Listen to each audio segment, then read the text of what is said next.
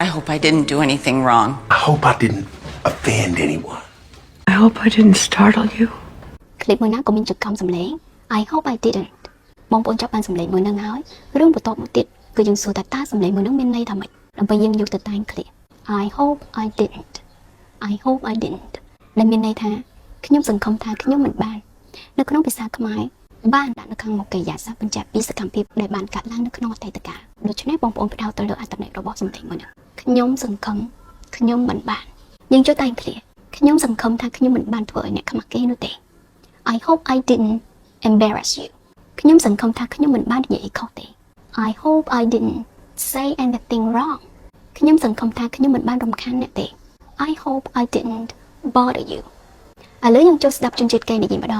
ដងនេះយើងស្ដាប់ហើយយកភ្លាមដែរឬទេ I hope I didn't do anything wrong. I hope I didn't offend anyone. I hope I didn't ruin anything for you. I hope I didn't startle you. I hope I didn't keep you waiting. I hope I didn't miss anything.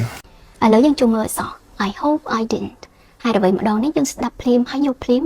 មិនចាំបាច់ផ្ទៀងស្ដាប់មួយពាក្យនោះទេដោយសារយើងស្ដាប់ស្គាល់តម្រងសម្លេងមួយហ្នឹងហើយដូច្នេះយើងអត់ចាំបាច់ត្រូវតែផ្ដោតទៅលើវាទៀតនោះទេយើងផ្ដោតទៅលើព័ត៌មានខាងក្រោយនៃប្រយោគវិញយើងមិនចាំបាច់ផ្ទៀងស្ដាប់ពីដើមឃ្លាដូច្នេះល្បឿននៃការយល់ការស្ដាប់របស់យើងវាលះហាក់ជាមុនបើសិនជាបងប្អូនចង់ឆាប់ចេះស្ដាប់ចង់ឆាប់ចេះនិយាយតែតើតើជាមួយនឹងខ្ញុំតាមលេខនេះ